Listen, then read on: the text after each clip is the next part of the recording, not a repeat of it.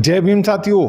हम सभी लोग जानते हैं कि हमारे मसीहा, हमारे मुक्तिदाता बाबा साहेब डॉक्टर अंबेडकर की हत्या करने के लिए विरोधियों ने कई बार प्रयास किया और हर बार उनका प्रयास नाकामयाब रहा। ऐसा ही एक किस्सा जो आपके दिलो दिमाग को दहला देगा, आपके रोंगटे खड़े कर देगा, आपको बताने जा रहा हूँ। ऐसी जानकारी यूट्यूब पर किसी ने नहीं बताई होगी। तो शुरू करते हैं। यह बात सितंबर 1932 की है, जब गांधी जी के आमरण अनशन का तमाशा चल रहा था। इसका प्रभाव पूरे भारत में फैला। इसका प्रभाव लाहौर के ब्रह्म महाविद्यालय पर भी पड़ा। महाविद्यालय में प्रार्थना सभा के दौरान आचार्य विश्वबंधु जी ने गांधी जी के पक्ष में और बाबा साहेब डॉक्टर अंबेडकर के विरोध में भाषण दिया। इस मार्मिक भाषण का प्रभाव राम सिंह नाम का एक विद्यार्थी, जो कि रामदासिया सिख था, उस पर इतना गहरा प्रभाव पड़ा कि उसने प्रार्थना सभा में ही अपनी तलवार को लहराते हुए कहा कि आमरण अनशन के दौरान अगर गांधी जी मर गए तो गांधी जी की चिता जलने से पहले मैं अपनी इस तलवार से डॉक्टर अंबेडकर की टुकड़े टुकड़े कर दूंगा। उसकी इस अज्ञानता और मूर्खता भरी बात पर कुछ विद्यार्थियों ने खूब तालियां बजाईं और उसके गले में फूलों के हार भी डाल दिए गए। उसमें से एक विद्यार्थी ने राम सिंह से कहा कि अगर वह डॉक्टर अंबेडकर को मारने की प्रतिज्ञा पूरी करेगा तो उसे भी महान देशभक्त शहीद भगत सिंह की तरह इतिहास में हिंदू जाति पाति का रक्षक और शहीद कहा जाएगा। उसकी इस बात को सुनकर राम सिंह ने बाबा साहेब डॉक्टर अंबेडकर की हत्या करने का दृढ़ निश्चय कर लिया था। बाबा साहेब के निकटस्थ रहे शंकरानंद शास्त्री और अन्य समझदार विद्यार्थियों ने उसे बहुत समझाने का प्रयत्न किया, पर वह अपने इरादे से टस से मस नहीं हुआ। 25 सितंबर 1932 को उसका पूना जाने का प्रोग्राम बना। उसके लिए बहुत से विद्यार्थियों ने रेल का भाड़ा और खाने पीने के लिए चंदा दिया। वह दिवा स्वप्न देख रहा था कि कब पूना पहुंचे और बाबा साहेब डॉक्टर अंबेडकर को मारकर शहीद बने। 24 सितंबर 1932 की रात्रि में रेडियो पर समाचार प्रसारित किया गया कि डॉक्टर अंबेडकर और गांधी जी के बीच समझौता हो गया है और गांधी जी ने नींबू पानी का रस पीकर अनशन तोड़ दिया है। इस दुखद समाचार से सबको महान खुशी हुई, लेकिन राम सिंह का दिवा स्वप्न भंग हो चुका था। उसने सबसे बोलना चालना बंद कर दिया था और बिना बताए 4 दिन बाद वह विद्यालय छोड़कर चला गया।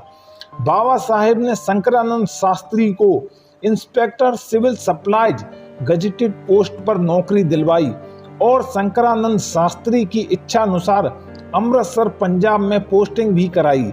शंकरानंद शास्त्री अपनी किताब में लिखते हैं, 25 जनवरी 1944 का दिन था।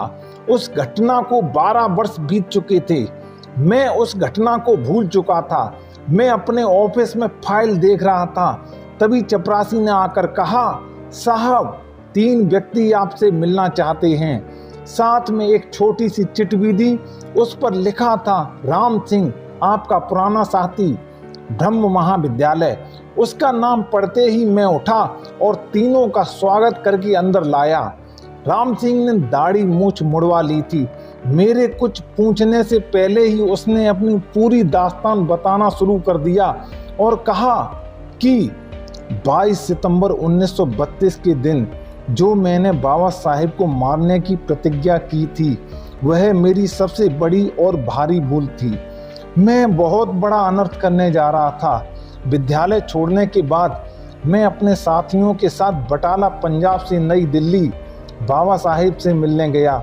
उनके पवित्र दर्शन करते ही मुझे एहसास हुआ कि मैं अपने संरक्षक, अपने मार्गदाता के पास हूँ। बाबा साहेब के प्रति मेरी नफरत भरी सोच प्रेम में बदल गई और मेरे मन में उनके प्रति सबसे ज़्यादा इज्जत हो गई। गांधी जी के अनशन के समय आचार्य विश्वबंधु जी के भाषण से प्रभावित होकर भाव आवेश में आकर ऐसे महान सच्चे हितकारी नेता को मारने की प्रतिज्ञा कर बैठा जो भारत के करोड़ों पिछड़े, अछूतों, असहाय, निर्धन लोगों की लड़ाई लड़ रहे हैं। मैं बहुत मूर्ख था जो गांधी जी के रास्ते पर चल पड़ा। वह रास्ता ठीक नहीं था। गांधी जी की पूजा का मतलब है हम हिंदुओं के गुलाम बने रहें। बाबा साहेब का रास्ता तो स्वाभिमान का रास्ता है। यही बात है कि उस महापुरुष की तपस्या के कारण हमारा समाज आगे बढ़ रहा है। आज मैं बटाला में एक मैकेनिक हूँ, अच्छा खाता पीता हूँ। अमृतसर में अपने रिश्तेदारों के यहाँ ठहरा हूँ।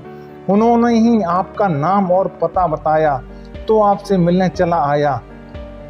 शंकरानंद शास्त्री उसकी सारी बातें सुनकर आनंद मुग्ध हो रहे थे। उनकी आंखों में खुशी के आंसू थे। सोच रहे थे कि बाबा साहेब की हत्या की प्रतिज्ञा करने वाला व्यक्ति अपने कटु संकल्प पर स्वयं पश्चाताप कर रहा था। सबसे अधिक आनंद की बात यह थी कि वह बाबा साहेब के द्वारा दिखाए गए मार्ग पर अग्रसर था। बाबा साहेब के दर्शन करने पर अपने सभी लोगों पर ऐसा ही प्रभाव पड़ता है। यदि कोई निष्ठापूर्वक बाबा साहेब को सच्चे मन से याद करे तो उसका स्वाभिमान बढ़ जाता है। वह दूसरों का पिछलग्गू बनना कभी पसंद नहीं करता। आज भी गांधीवाद के चक्रव्यूह के कारण हमारे बीच में बहुत से राम सिंह जैसे व्यक्ति हैं जो इधर उधर भटकते रहते हैं।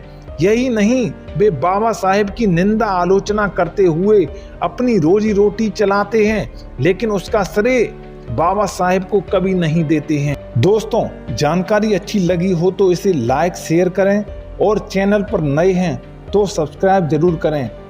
मिलते हैं एक नए टॉपिक के साथ अगले वीडियो में। तब तक के लिए जय भीम, नमो बुद्धाय।